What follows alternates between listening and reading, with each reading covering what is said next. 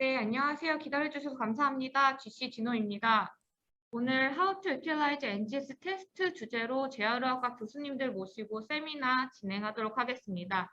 발표는 저희 GC 진호 기창석 대표님이 진행 예정이시고요. 발표 중간에 혹시 문의사항 있으신 경우 하단에 Q&A 창, 왼쪽에서 두 번째 버튼 보이실 텐데 그 창에 의견 남겨주시면 발표 중간 또는 마지막에 답변 취합하여 도와드리도록 하겠습니다. 혹시 Q&A 창에 텍스트로 문의 주시는 게 조금 불편하신 경우 하단에 여기 보시면 손들기 모양이 있어서요. 손들기 창 눌러주시면 저희가 말하기 허용으로 변경해가지고 답변 문의하실 수 있도록 도와드리겠습니다. 그럼 이제 약속했던 30분이 조금 4분 정도 지나서 세미나 시작하도록 하겠습니다. 대표님 발표 부탁드립니다. 감사합니다.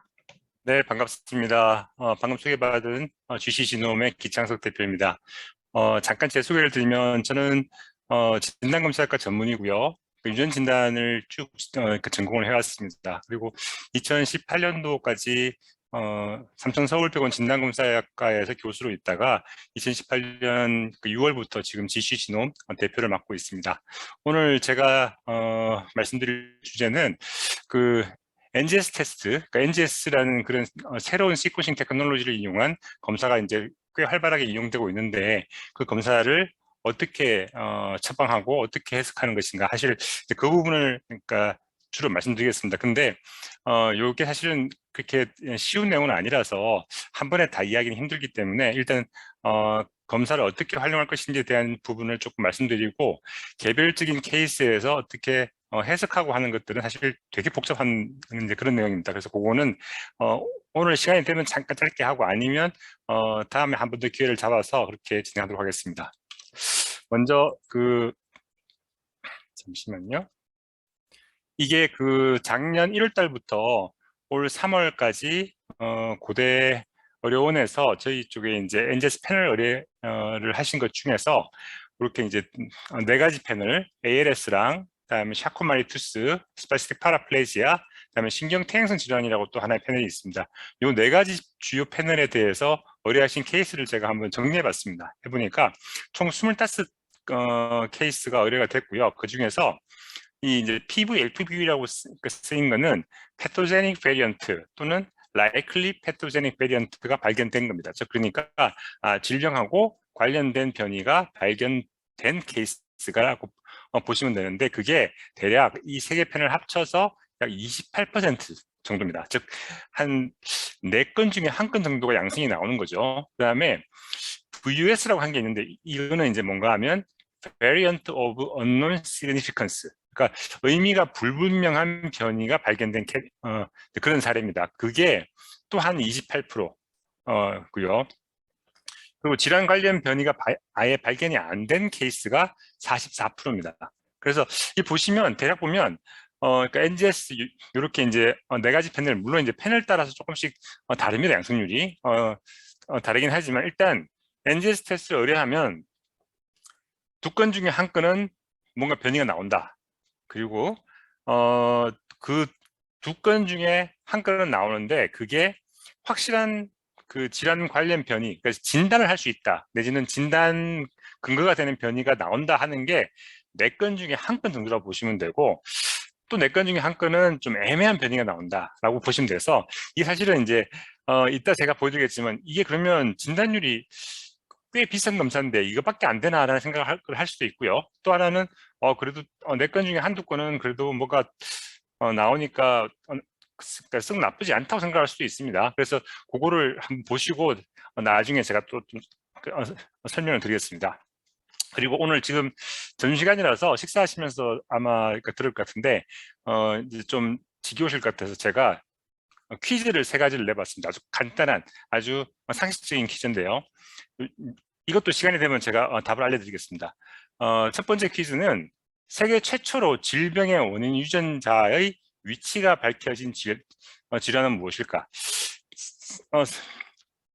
지금 이제 의사로서 그런 이제 환자를 진료하시는 선생님들은 사실은 이런 유전자 검사를 처방하는 게 전혀 이상하지 않는데, 제가 옛날에 전공의를 할 때만 하더라도 유전자 검사를 한다는 것 자체가 굉장히 드문 일이었습니다. 그러니까 질병의 원인 자체가 밝혀져 있는 게 많지 않았고, 그다음에 밝혀져 있다 하더라도 그것을 어떻게 검사할 것인가에 대해서 굉장히 고민이 많다. 그래서 막 병원에 그런 것들을 활용하던 시기입니다. 그래서 이걸 한번 그래서 이 질병의 원인을 밝히기 위해서 그 유전자 검사를 하기 시작한 게, 그리고 그런 것들이 밝혀지기 시작한 게 불과 몇십 년 안 됐습니다.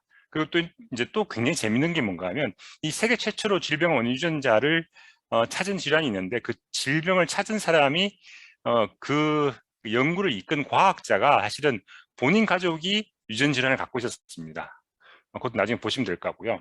또 이제 샤코마리투스 병은 잘 알죠. 근데 그 샤코마리투스 중에서 가장 흔한 타입은 타입 1A입니다. CMT1A라고 하는데, 이 CMT1A의 질환의 원인 유전자가 1991년에 밝혀졌어요. 근데 그 CMT1A 유전자를 최초로 밝힌 사람 본인도 유전 질환 환자입니다.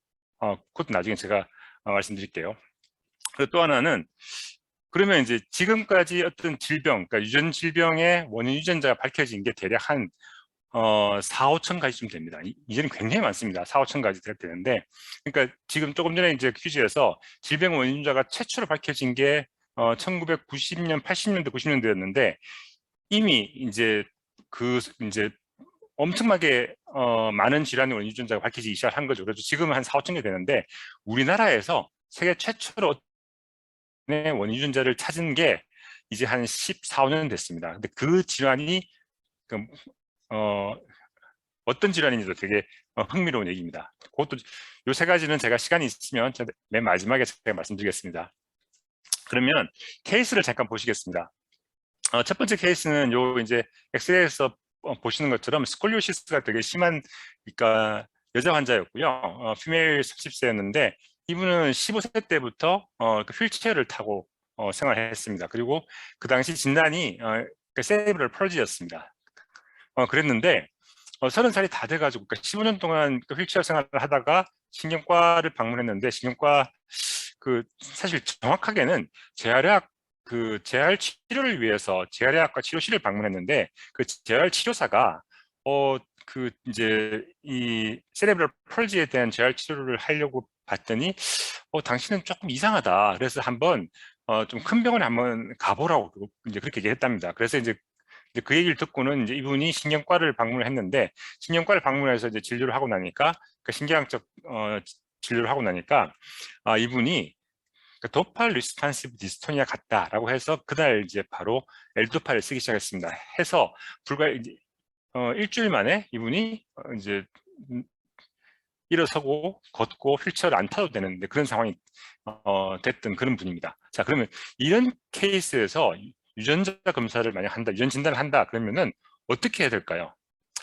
옛날에는 이제 제가 좀 이따가 보여드리겠지만, 옛날과 지금은 사실은 진단법이 조금 어프로치가 다릅니다. 두 번째 케이스 보시면 이 케이스는 41세 남자 환자고요. 이 이제 가게에서 보시는 것처럼 굉장히 큰 패밀리입니다. 큰 패밀리인데 이분은 이제 군대도 갔다 오고 이제 우리나라 국책연구원에서 연구원으로 계시는 박사님이셨는데, 이분이 이제 한 30살 중반부터 이런 그러니까 스파스티스티하고 게이트 그 이상이 생겨가지고 그 신경과를 방문했는데 스파스틱 파라플레지아다라고 진단을 받았습니다. 세 번째 케이스는 뭐 잘 아시는 질환 중에 하나입니다. 그러니까 프로그레시브 게이트 디스터번스가 있고, 이렇게 이제 손과 발에 그 변형이 오고, 그래서 이분은 이제 샤코마리투스라고 진단을 받았고요. 이 지금 가게에서 보시는 것처럼 패밀리 중에 꽤 많은 환자들이 있습니다. 네 번째 케이스는 굉장히 이제 빠른 나이에 발생한 그러니까 상지 하지에 그 위크니스가 있는 환자고요.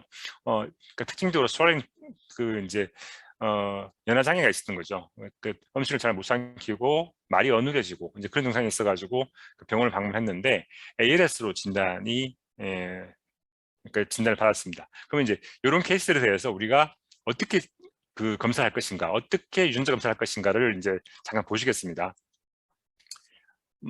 만약에 외래나 아니면 이제 병실에서 유전 질환 환자로 의심되는 분이 왔을 때 그 환자를 진단하기 위해서, 유전 질환을 진단하기 위해서 이제 그러기 위해서는 굉장히 많은 질문을 해야 됩니다. 실제로 이 환자가 정말 유전 질환이 맞는가, 그리고 원인 유전자가 밝혀져 있는가, 뭐 부터 해가지고 대체 그럼 검사 처방을 어떻게 할까? 그리고 처방했을 때 변이가 나오면 그게 진짜 아까 전에 제가 맨 처음 보여드린 것처럼 질환의 원인이라고 하는 그 패토제닉 베리언트가 나오면 좋겠는데 안 나오면 어떡하지? 이제 이런 것들을 굉장히 많은 고민들을 해야 됩니다. 그래서 과거에는 어떤 환자가 유전 질환이 의심이 되면 맨 먼저 뭘 했나 하면은 이 질환의 원인 유전자가 밝혀져 있는가라는 걸 우리가 맨 처음에 여러 가지 뭐 논문, 책 이런 것들을 다 뒤져봤습니다. 그래서 원인 유전자가 밝혀져 있으면 그 해당 유전자를 우리가 검사를 해서 유전 진단을 했던 이제 그게 우리의 일반적인 그러니까 프로세스였습니다. 그래서 이제 이 프로세스를 가지고 다시 케이스를 보시면 첫 번째 케이스 같은 경우는 도팔 리스판시브 디스토니아다. 그러면은 도팔 리스판시브 디스토니아의 원인 유전자가 밝혀져 있는가를 이제 우리가 생각하는 거죠. 근데 정말 다행히도 이 DRD의 원인 유전자는 그 물론 뭐 추가로 더 밝혀진 것도 있긴 하지만 거의 90% 이상 딱 한 개입니다. 그 GCH1이라고 하는 이제 그 쥔이기 때문에 이런 환자가 오면은 사실은 GCH1 유전자만 검사를 하면 됐었습니다. 그래서 실제로 이 케이스도 그래서 이제 GCH1 유전자를 검사를 했고 그래서 변이를 발견을 했습니다. 그래서 이제 진단을 했던 사례죠. 근데 지금은 조금 다르게 이제 접근할 수가 있습니다. 그때는 이렇게 막 뭐 쥔을 찾고 그렇게 했었는데 지금은 이렇게까지는 잘 하지 않고요. 이제 일단 질환이 의심되고 디스토니아가 있으면 그 디스토니아 NGS 패널 검사를 의뢰하는 게 사실은 제일 좋습니다. 반드시 이 사람이 도파 리스판스 디스토니아인데 GCH1 릴레이티드로 되어 있는 것도 있지만 굉장히 비슷한 양상을 보이는 다른 질환들도 있거든요, 실제로. 그래서 이제 그것들을 다 커버하기 위해서는 NGS 테스트가 훨씬 더 이제 진단율이 높습니다.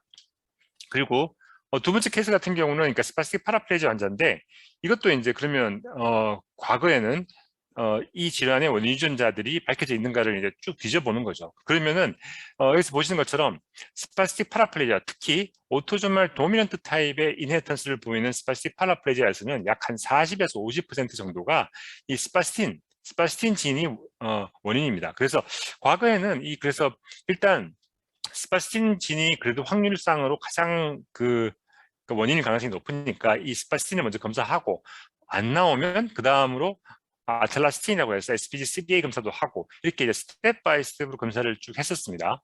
그래서 이제 이 환자 같은 경우는 이렇게 이제 스파스틴 진을 검사했는데 운 좋게도 변이 하나가 발견됐어요. 근데 이 변이가 문제는 이전에 이런 환자, 스파스틱 파라플레지아 환자한테서 한 번도 보고가 안 돼 있던 새로운 변이였어요. 그럼 어떻게 해야 되느냐? 그래서 이제 이게 진짜 원인일까 아닐까를 우리가 밝히기 위해서 그때 제가 이 환자 가족, 그때 큰 패디그리가 있잖아요. 그 패디그리에서 이 수많은 이 환자들 가족을 다 샘플링을 해가지고 검사를 쫙 했었습니다. 그래서 한 20여 명을 했어요. 했더니만 실제로 질환이 있는 환자는 전부 이 변이를 갖고 있고 질환이 없는 환자는 변이를 안 가지고 있는 것을 우리가 확인해서 이 변이가 이 가게에서 질환의 원인이다라고 그렇게 진단을 했던 사례입니다.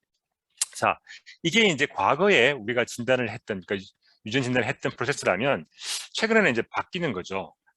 그 당시에는 저희가 가지고 있는 유전자 검사의 검사법이라고 하는 게 대부분 생어 시퀀싱이라는 방법밖에 없었습니다. 물론 지금도 쓰고 있어요.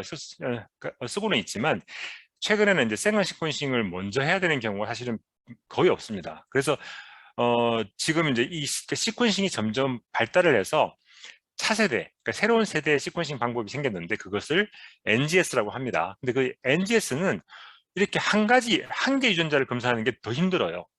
예를 들어서 굉장히 큰 비행기에 한 사람 태우고 운행하는 게 훨씬 더 힘든 것처럼 근데 택시나 오토바이 같은 경우는 한 명 타는 게 훨씬 더 쉽잖아요. 그래서 이제 그런 것처럼 이 NGS는 기본적으로 많은 유전자를 한 번에 검사하는데 굉장히 좋은 검사법입니다. 그래서 요새는 이제 진단용으로는 대부분 진 패널 검사를 하고요. 진 패널이라는 거는 이제 어떤 비슷한 임상 양상을 보이는 그 질환 원인 유전자를 하나의 패키지로 다 묶어놓은 거죠. 그래서 그걸 한 번에 검사하는 겁니다. 그래서 만약에 디스토니아가 의심되는 환자면 이게 도파 리스판시브 디스토니아든 그러니까 디스토니아 그러니까 마요토니아 신드롬이든 간에 그 디스토니아 관련된 뭐 DYT 1, 2, 3 쭉 있는데 그 타입들을 한 번에 그냥 패키지로 검사를 해버리는 것을 진 패널 검사라고 보통 이렇게 일컫습니다. 그래서 이게 이제 실제 환자 진료용으로 가장 많이 쓰고 있고요.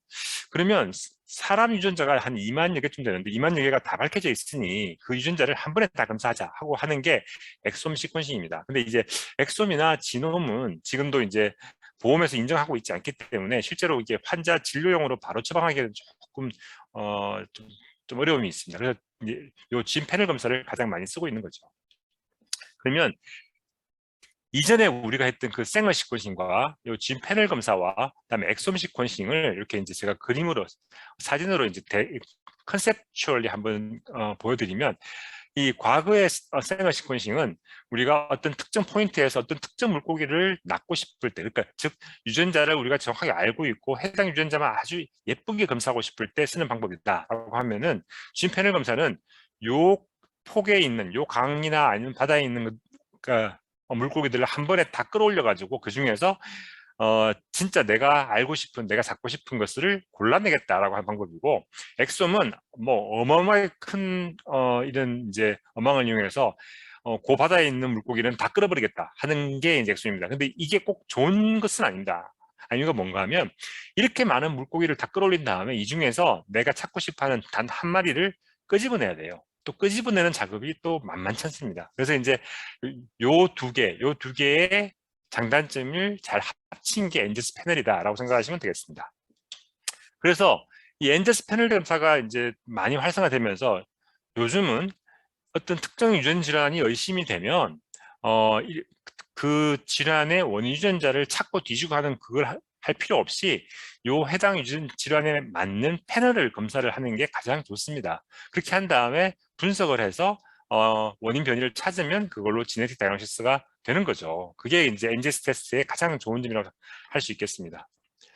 그래서 지금 저희가 지금 시행하고 있는 엔제스 패널 이게 총 리스트인데요. 대략 한 50가지쯤 됩니다.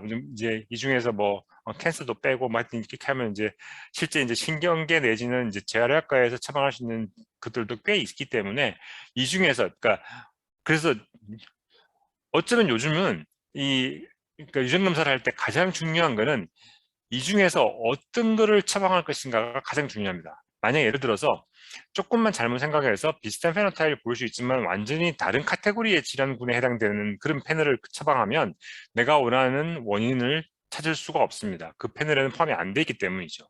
그래서 이 패널 고르는 게 사실은 제일 중요하다고 생각할 수 있겠습니다. 요거는 실제 이제 고대 쪽에서 이제 요거는 이제 안산병원이네요. 안산병원에서 실제 의뢰해서 저희가 보고한 그 보고서를 잠깐 보여드리는 건데요. 샤코마리투스 환자가 의심돼서 그러니까 CMT 이제 패널을 의뢰하셨고요. 했는데 이 환자는 BSCL2라고 하는 유전자에서 변이가 발견됐습니다. 그래서 요 밑에 있는 이제 글을 잘 읽어보시면 요거는 이제 해석하는 거죠.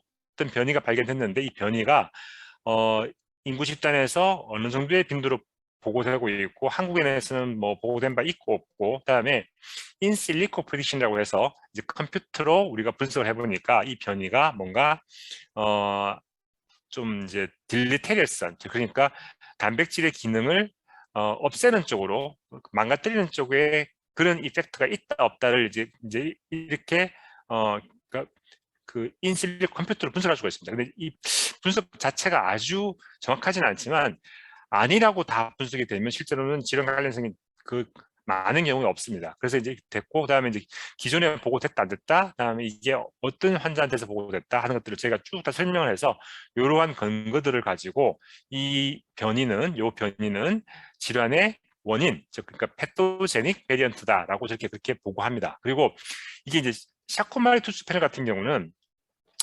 CMT의 가장 흔한 타입이 CMT1A이기 때문에 저희가 여기 패널 검사를 하면 원래는 이 CMT1의 그 원인 변이는 PMP22라는 그런 유전자의 중복, 그러니까 듀플리케이션인데 이게 엔제스 패널로도 분석이 됩니다. 그래서 저희가 이 패널에서 듀플리케이션 소견이 있다 없다를 저희가 적어드리고 있습니다. 요거는 이제 똑같은 이제 CMT 환자인데 그렇게 해서 의뢰를 했는데 PMP22 유전자의 듀플리케이션이 발견된 사례입니다. 여기서 보시는 것처럼 그 변이, 그러니까 시퀀스의 이상은 하나도 발견이 안 됐는데, 그러니까 집단 관련 변이는 없었는데 이렇게 PMT22에 duplication이 있어서 CMT1A라고 우리가 진단할 수 있는 거죠.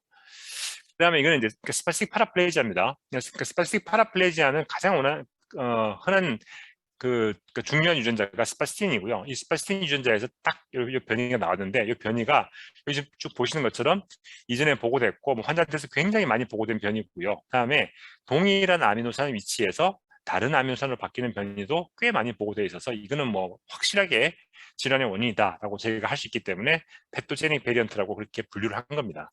이 분류하는 게 이제 결국에는 시퀀스의 해석인데 시퀀스 인터프리테이션 하는 거는 사실 굉장히 복잡하기도 하지만 보통 보고서를 받아보시면 요 밑에 글을 차근차근 읽어보시면 우리가 변이 분류를 이렇게 패토제닉이다 아니면 라이클리 패토제닉이다 아니면 뭐 VUS다 이렇게 분류한 근거를 보실 수가 있습니다. 그리고 이 케이스는 이거는 이제 ALS 환자인데요. ALS 환자인데 지금 패널을 의뢰했는데 여기서 라이클리 패토제닉 베리언트가 발견됐습니다. 이게 왜 이제 왜 LPV를 분류하냐 하면 요 내권이라는 유전자에서 이렇게 딜리션 변이가 발견됐는데 이 딜리션이 내권 단백질의 기능을 망가뜨리는 그런 변이라고 지금 판단이 됩니다. 되는데 이전에 보고된 적이 없어요. 그래서 이게 질환의 원인일 가능성이 상당히 높아 보이지만 우리가 확실한 패토제닉이다라고 이렇게 단정짓기는 아직까지 조금 이르답니다. 그래서 근거가 아직까지 약간 부족하기 때문에 저희가 likely pathogenic variant라고 이렇게 분류를 해서 보고를 한 케이스입니다. 그래서 이렇게 이제 각각의 패널들에 대해서 우리가 이제 의뢰를 하시고 보고를 하고 있는데 그러면 해당 패널에 어떤 유전자가 포함되어 있는가를 저희가 알고 싶을 때가 있잖아요. 그거를 이제 저희가 최근에 저희가 이제 패널 좀 업데이트를 지금 다 하고 있고 기존의 패널에도 대부분 다 포함되어 있지만 5월 달부터는 요 패널 앱이라고 하는 게 있습니다.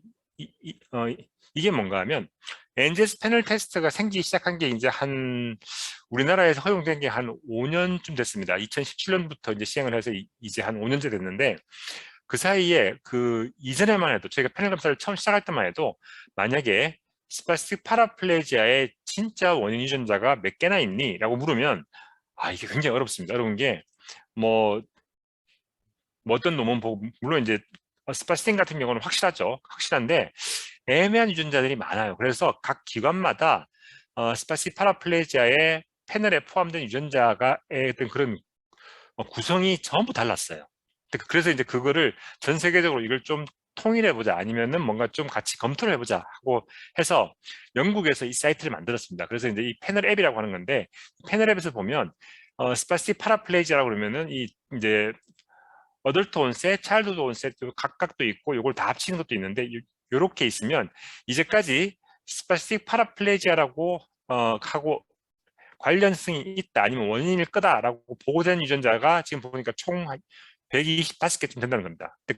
그 중에서 124개를 자기네가 다 검토를 합니다. 검토해서 여기 보시면 125개 유전자를 중에서 한 개는 아직까지 그러니까 검토를 못했고 124개를 검토해 보니까 그 중에서 78개는 확실하게 스파스틱 파라플레지아의 원인이다 라고 해서 이거를 그린진이라고 이렇게 분류를 했습니다. 그래서 만약에 예를 들어서 논문을 쓰시거나 케이스 보고를 하시거나 아니면 연구를 하시거나 아니면 실제로 이제 저희가 시행하는 검사에 대해서 어떤 유전자가 포함되어 있는지를 알고 싶으시면 이 패널 앱에 가가지고 스파스틱 파라플레지아라고 하는 패널에 어떤 유전자가 포함되는 게 맞는가라고 이렇게 검색하시면 이 78개 그린진은 저희 패널에 다 포함되어 있습니다. 다 포함되어 있고 아직 확실치 않지만 가능성은 있는 거를 엠버로 그러니까 엠버라 그래서 이제 황색이죠. 그러니까 황색 유전자로 분류하고 있고 이거는 이전에 관련이 있다고 보고는 돼 있지만 지금 검토해 보니까 관련성이 없어 라고 한 거는 레드로 분류를 해놨습니다. 그래서 요 사이트에 가서 한번 쭉 검토해 보시면 이제 그 패널들에 대해서 어떤 것들이 있는지 어떤 진이 있는지 그리고 이게 그린진인지 아니면 엠버인지 아니면 레드인지도 우리가 파악할 수 있습니다. 그래서 5월 달부터 저희가 보고하는 모든 패널에는 요 분류에 따라서 저희가 패널 구성을 다 그러니까 정리를 했습니다. 참고하시면 되겠고요. 자, 그러면 이제 제 강의가 조금 이제 시간이 봐서 조금 더 있긴 하지만 일단 가장 중요한 부분, 그래서 제 강의의 서머리를 하나 한번 해보겠습니다. 요 슬라이드가 사실 제일 중요합니다. 뭐 교수님들, 전공생들 이 NGS 패널 검사를 의뢰하실 때 가장 중요한 게 뭔가 하면 임상 양상에 맞게 패널을 골랐는가 하는 겁니다. 그러니까 잘못 고르면 없는 거죠. 우리가 이제 뭔가 범인을 잡으려고 하는데 그 범인이 저기 마포구에 있는데 이 분당을 막 뒤지고 있으면 당연히 범인이 없죠. 이제 그하고 똑같습니다. 그래서 임상 양상에 맞게 패널을 잘 고르는 게 가장 중요하고요.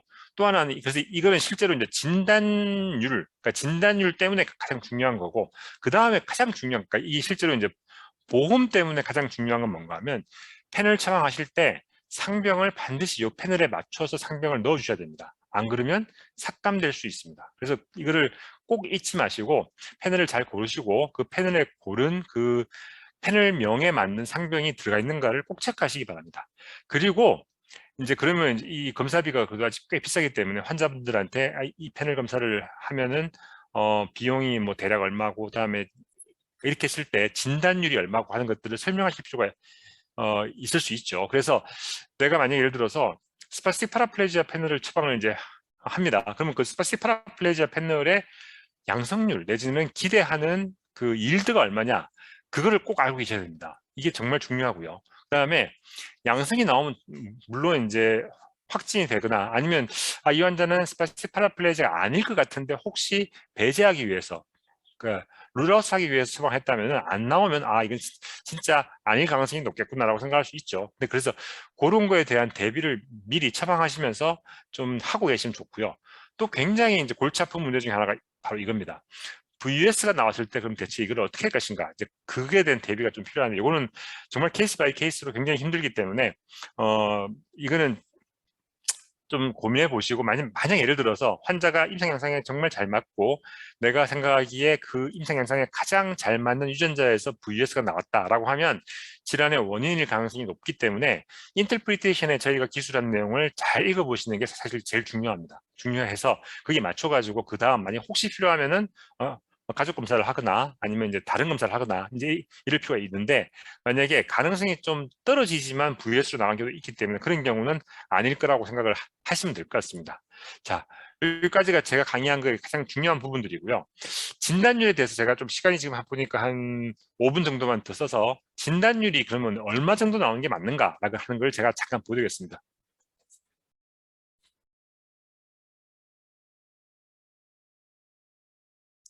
어, 잠깐만요. 이게 지금 뭔가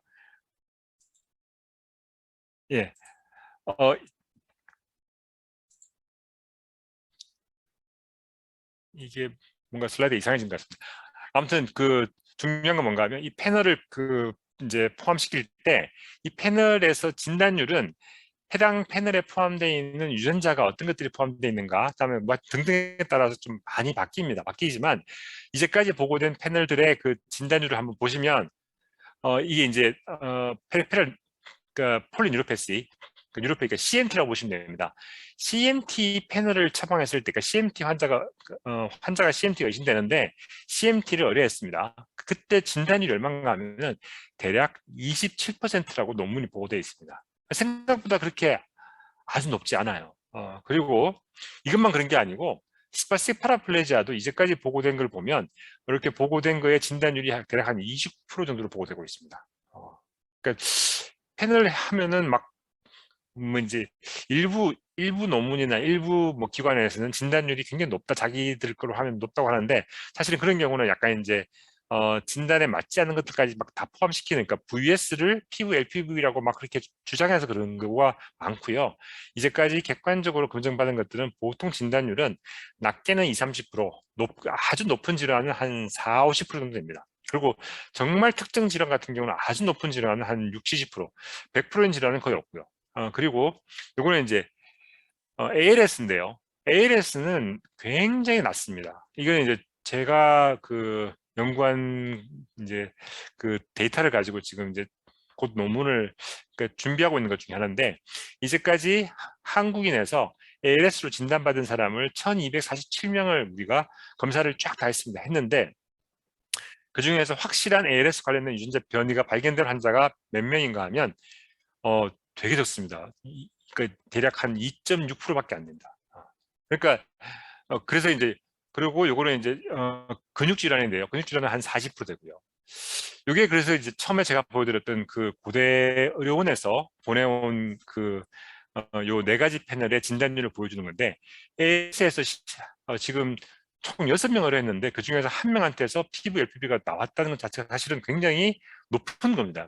물론 이제 숫자가 적어서 좀 그렇게 있긴 하겠지만 그리고 샤코마리 투수에서 44.4% 이것도 괜찮은 진단율입니다.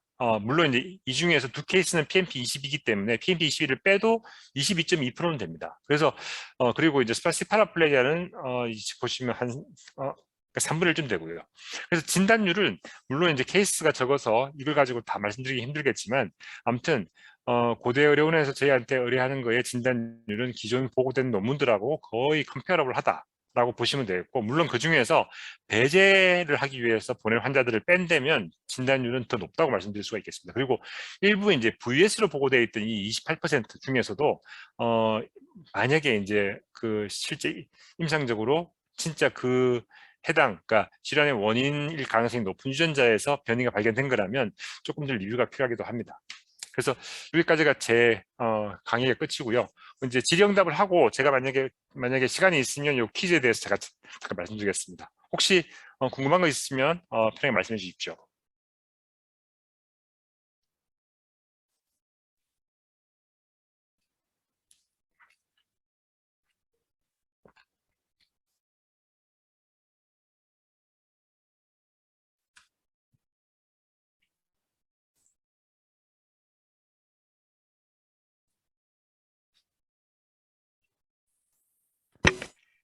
네, 교수님 안녕하십니까. 안산병원 재활학과 전공의 강민석입니다.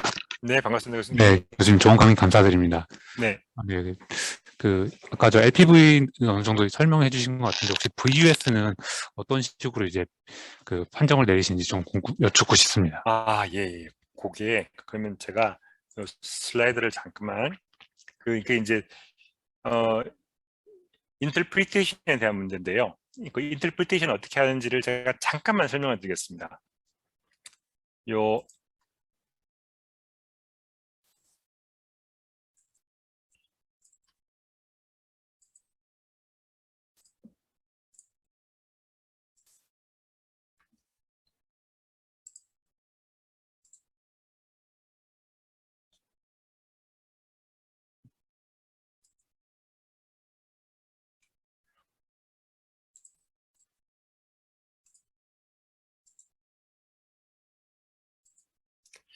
여기 지금 이제 화면이 보이실 겁니다. 요게 이제 저희가 그 판독을 할 때 쓰는 일종의 이제 판독 근거에 대한 매핑 테이블인데, 원래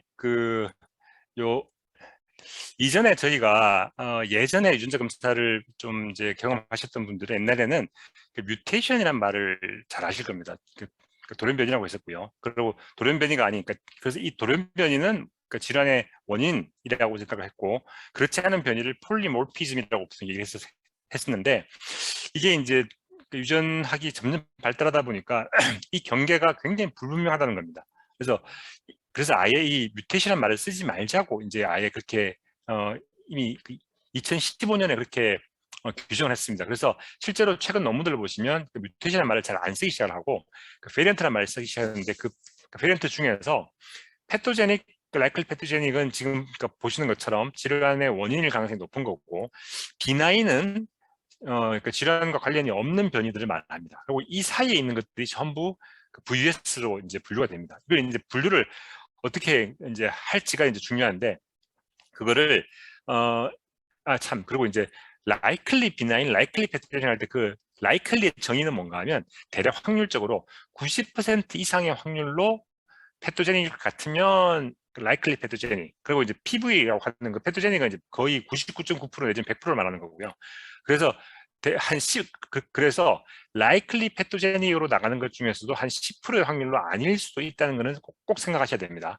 그리고 이거를 이제 그 에비던스를 가지고 우리가 이제 일종의 약간 스코어링 내지는 그렇게 하게 되는데, 그 하는 방법이 이렇게 중요한 몇 가지 근거들이 있습니다. 그러니까 population 데이터, 그다음에 computational evidence, 그다음에 functional 데이터, 그다음에 이게 이제 환자 가족 검사, 그다음에 이 부모 검사를 해서 부모한테서 없는 변이가 발견된 거냐 아니냐, 그다음에 이 이제 그 오토소말 리세시브인 경우에 이게 컴파운드 헤테로자이거스에서 각각의 부모한테서 받은 것이냐 아니냐 등등이 있습니다. 그리고 또 이제 이 또 다른 데이터베이스, 기존의 질환 데이터베이스 있기 때문에 그런 데이터베이스에서 나온 거. 그다음 또 한 가지 굉장히 중요한 것 중에 하나가 또 이제 환자의 페노타입이 잘 맞는가 하는 것들입니다. 그래서 요걸 가지고 supporting evidence, moderate, strong, very strong 이렇게 이제 근거들을 전부 매핑을 하게 됩니다. 그래서 매핑을 해서 이 매핑한 근거들이 예를 들어서 우리가 여기 이제 여기 된 것처럼 패토제닉은 그러니까 very strong이 1개 이상이 있으면서 moderate가 2개 이상이 있거나 하여튼 이렇게 이제 분류를 하는 기준이 있습니다. 그래서 이 분류를 하는데 패토제닉과 likely 패토제닉이 분류한 기준이 있고요. 그다음에 비나인을 한 게 있고, 이 두 가지의 그러니까 우리가 근거를 아무리 조합을 해도 이것들의 카테고라이제이션이 안 되는 것들을 할 수 없이 VS로 일단 중간에 잠시 분류를 다 해둡니다. 그러니까 사실은 그 VS는 아직 근거가 불충분한 변이들은 다 그쪽으로 가기 때문에 좀 이제 많이 갑니다. 그래서 저희가 이제 그 판독을 하는 전문의들은 VS 중에서도 LPV like VS가 있다. 그러니까 거의 LPV 같은데 보니까 근거를 이렇게 아무리 해도 이거에 맞출 수가 없어서 할 수 없이 VS를 주는 게 있고요. 또 이거는 분명히 likely benign 같은데 할 수 없이 이것도 이제 그 비나인으로 분류할 수 있는 근거가 필요하기 때문에 근거 매핑을 해보니까 이것도 조금 부족해요. 그래서 likely benign 같은 VS도 있습니다. 그래서 그거를 우리가 이제 해석을 보시면 이것도 아니고 이것도 아닌 그것들이 다 모여있는 데가 이거기 때문에 VS는 일단 잠정적으로는 질환 관련성에 대한 중립적인 변이다라고 보시면 되고요. 그다음에 이제 그런데 만약에 그 중에서 일부 변이가 가족 검사를 하거나 해서 likely 패토제닉으로 재분류될 수 있는 것도 있습니다. 그리고 그 사례를 하나 잠깐 보여드리면, 이거 이제 실제 사례인데 그 처음에 보여드렸던 그 ALS 관련된 그런 케이스입니다. 이 환자를 이제 저희가 검사했을 때 TBK1이라는 유전자 변이가 나왔는데 이 TBK1 변이가 기존에 한 번도 보고된 적도 없고 뭔가 하여튼 이 환자한테서만 나온 건 확실한데 이게 진짜 긴지 아닌지를 알 수가 없어서 저희가 기능 분석을 했습니다. 그래서 이 환자한테서 얻은 파이브로블라스트 가지고 TBK1 기능 분석을 해보니까 확실하게 펑션이 떨어져 있고 하는 것들을 저희가 근거로 추가하니까 요 근거 테이블에서 보신 것처럼 펑셔널 데이터가 추가되면서 원래는 VS였는데 펑셔널 데이터가 추가되면서 likely 패토제닉으로 바뀌거나 패토제닉으로 바뀐 그런 케이스가 있습니다. 그래서 사실은 VS가 나오는 순간 이게 되게 골치 아픈 이제 그런 케이스가 되는 거죠. 근데 많은 경우에 VS는 likely benign 쪽에 가까운 것들이 훨씬 더 많습니다. 네, 대표님 감사드립니다. 네.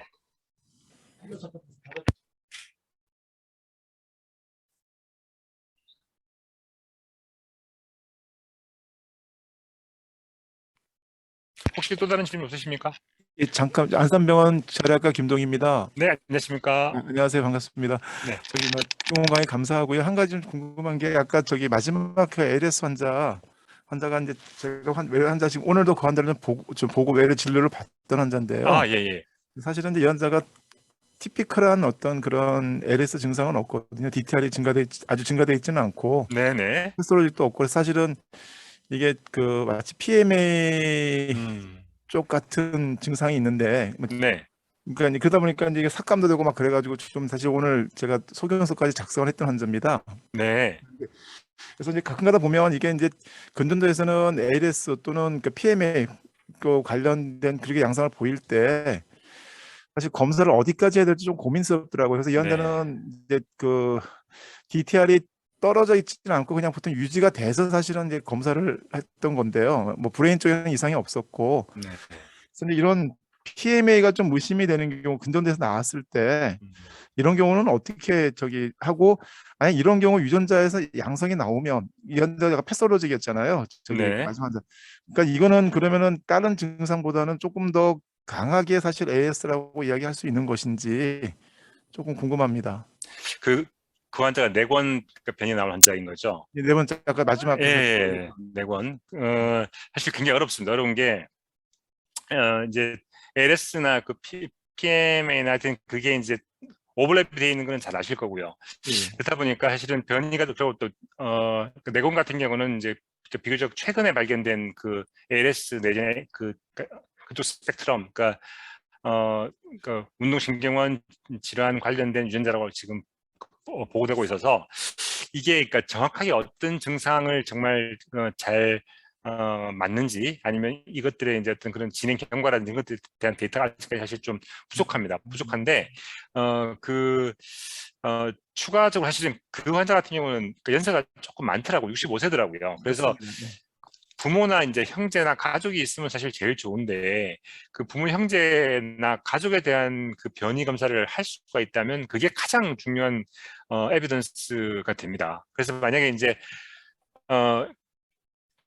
그분의 형제분들이나 이제 그가 많아서 그 변이 검사를 해보니까 형제분 중에서 뭐 비슷한 증상이 있거나 아니면 이제 막 이제 그런 증상이 생기려고 하는 분들한테는 그 변이가 나오고, 네. 그다음에 그렇지 않은 분들한테서 안 나오고 하는지를 보는 게 지금으로서 사실 제일 좋은 방법이고, 펑셔널 스타디도 좀 고려해 볼 수 있겠는데 문제는 펑셔널 스타디는 시간도 굉장히 많이 걸리고 그 비용도 엄청나게 많이 듭니다. 많이 들어서 그거를 진료용이나 이렇게는 권고하기가 좀 힘든 부분이 있습니다. 그래서 제가 만약에 이제 지금 그 환자한테서 당장 할 수 있는 거라고 생각한다면 가계도를 그려보고 그다음에 그 가계 중에서 우리가 컨택을 해서 그분들의 이제 그러니까 샘플링을 해서 가족 검사를 할 수 있는 분들이 얼마나 있는지, 그다음에 필요하면 이제 그분들에 대해서 그러니까 신경학적 진료를 좀 해서 그다음에 ALS나 PM에 관련된 증상이 혹시나 안 나오는지 그걸 좀 봐야 될 것 같습니다.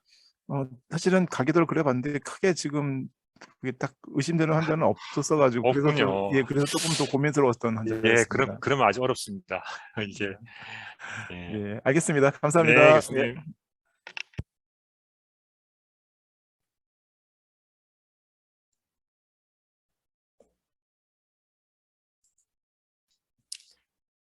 혹시 또 다른 질문 있으실까요? 따로 없으시면 우선은 참석해주신 이번 세미나 마무리하도록 하겠습니다. 그럼 참석해주신 잠깐만요. 모든 제가 그래도 처음에 말씀드렸던 그 퀴즈가 있으니까 퀴즈에 네. 대한 자세한 설명은 못 드리겠지만 잠깐만 제가 그걸 말씀드릴게요. 그 답만 빨리 말씀드리고 끝내겠습니다. 지금 공유되는 거 보이시죠? 예. 네, 잘 보입니다. 세계 최초로 질병 원인자의 위치가 밝혀진 질환은 헌팅턴 디지즈입니다. 헌팅턴 병인데 헌팅턴 병을 그 유전자를 밝힌 그 분이 그러니까 닥터 낸시 웩슬러라는 분인데 그분 어머니가 헌팅턴이었고요. 그분의 이제 외가 쪽이 전부 그 병이 있고 지금 최근에 밝혀진 거로는 본인도 헌팅턴이라고 지금 최근에 진단을 받은 걸로 알고 있습니다. 그래서 아직 생존해 계시고요. 이분이 이제 굉장히 큰 일을 한 거죠. 나중에 혹시 만약에 또 기회가 있으면 제가 한 번 더 세미나 하면서 그 스토리도 한번 제가 보여드리겠습니다. 굉장히 놀라운 스토리 중에 하나고, 샤코마니투스를 처음 밝힌 거는 이제 1991년대 베일러에 있는 닥터 럽스키라는 사람인데요. 닥터 럽스키라는 분은 이 샤코마니투스 관련된 유전자를 굉장히 많이 밝혔습니다. 이 CMT1A뿐이 아니라 여러 가지 유전자를 밝혔는데 이분이 본인 스스로가 CMT 환자입니다.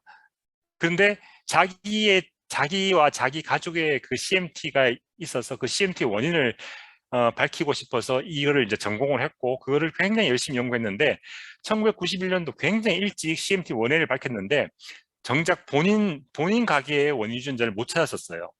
거의 한 20-30년 동안 못 찾다가 최근에서 찾았습니다. 그래서 최근에 완전히 새로운 타입의 샤코마니투스 원인 유전자를 밝힌 그래서 이분도 본인이 환자였습니다. 우리나라에서 최초로 이제 원인유전자를 규명한 질환은 이것도 역시 샤코마리투스입니다. 샤코마리투스 중에서 X5라고 그랬어요. CMT-X5라는 유전자인데 PRPS1 유전자가 원인이었는데 그게 2007년도에 저희가 처음에 그 주인의 그 위치를 찾고 2011년도에 그 주인까지 규명을 해가지고 보고를 했는데 그게 이제 제가 그 연구에 같이 이제 참여를 했었고요. 이제까지 우리나라에서 어떤 특정 질병의 원인 유전자를 밝힌 게 이제는 한 20가지가 넘습니다. 그리고 이제 제가 어떻게 하다 보니까 그 이제 최초의 원인 유전자를 규명한 제가 이제 책임 연구자를 한 게 한 두 개쯤 있고 같이 관여한 게 또 한 몇 개쯤 있습니다. 그래서 이렇게 새로운 유전자가 계속 밝혀질 정도로 이게 어떻게 생각하다 보면 우리가 이제 패널 검사를 했는데 패널에서 분명히 유전 질환이고 패널을 했는데 아무것도 안 나오는 환자들 중에서 어쩌면 새로운 원인 유전자가 있을 수도 있습니다. 그래서 그 부분도 혹시 관심 있으시면 나중에 만약 이제 그런 경우는 반드시 가게가 굉장히 큰데 그러니까 패밀리 중에서 환자가 엄청나게 많은데 그리고 분명히 이거는 유전 질환인데 원인 유전자를 검사를 했더니 패널에서는 안 나오고 그런 경우는 충분히 새로운 유전자를 아주 그 큰 비용 없이도 우리가 밝혀볼 수 있는 그런 기회도 있습니다. 예, 참고하시기 바랍니다. 네, 감사합니다. 네, 세미나 마무리하겠습니다. 참석해주신 모든 의료진분들 감사드리고요. 추가 문의사항 있으신 경우는 각 병원 담당자 통해서 말씀해 주시면 저희 답변 도와드리도록 하겠습니다. 감사합니다.